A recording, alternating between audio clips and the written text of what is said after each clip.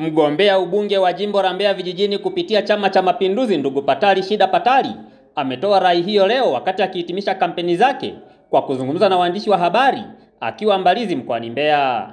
Kwa unyenyekevu mkubwa, mimi kijana wenu mliyeniamini, na wasihi sana kesho mjitokeze kwa wingi, mwende mkampigie kura mgombea wa nafasi ya urais wa Jamhuri ya Muungano wa Tanzania kwa tiketi ya Chama cha Mapinduzi, Daktari Samia Suluhu Hassan. Lakini mkanipigie kura mgombea wa nafasi ya ubunge jimbo la Mbeya vijijini, Patali Shida Patali. Mwisho mkawapigie kura madiwani wote wa kata 28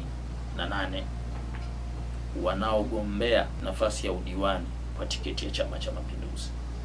Katika maelezo yake, Bwana Patali Shida Patali akaeleza mafanikio ambayo yamepatikana kwenye sekta ya kilimo ndani ya jimbo hilo katika kipindi cha serikali ya awamu ya 6, akidai kuwa hiyo ni sababu kubwa ya wananchi kuendelea kukichagua Chama cha Mapinduzi. Kwenye sekta ya kilimo, serikali ya Chama cha Mapinduzi chini ya Daktari Samia Suluhu Hassan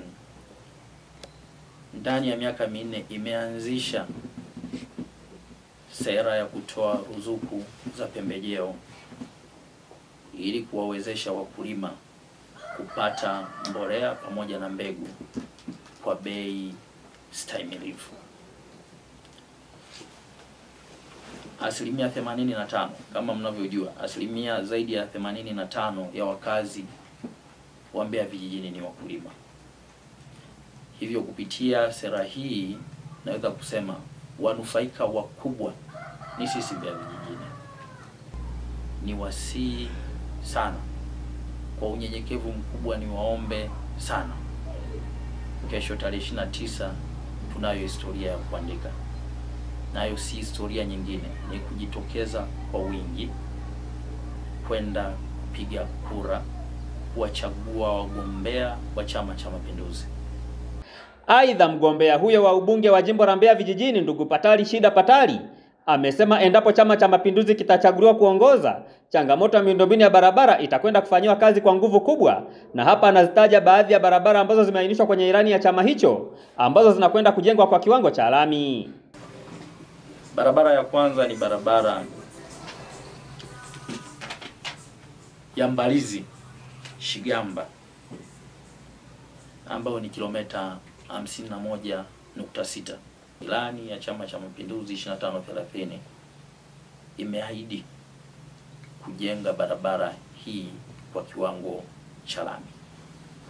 Barabara nyingine ni barabara ya Isionje Kikondo ambayo ni kilomita 21.9.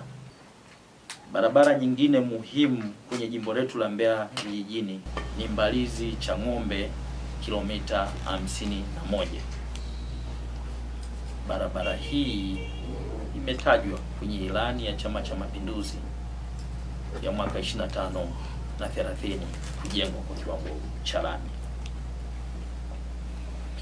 Kiacha miundombinu ya barabara, lakini pia tunatambua moja ya changamoto iliyopo kwa sasa vijijini ni umeme. Serikali ya Chama cha Mapinduzi chini ya Daktari Samia Suluhu Hassan kwenye ilani ya mwaka 2020 mpaka 25 ilitekeleza na kuweka nguvu kupeleka umeme vijijini. Sasa takriban vijiji vyetu vyote vina umeme. Ilani hii inaeleza sasa kuweka nguvu kupeleka umeme kwenye ngazi ya vitongoji vyote. Vivyo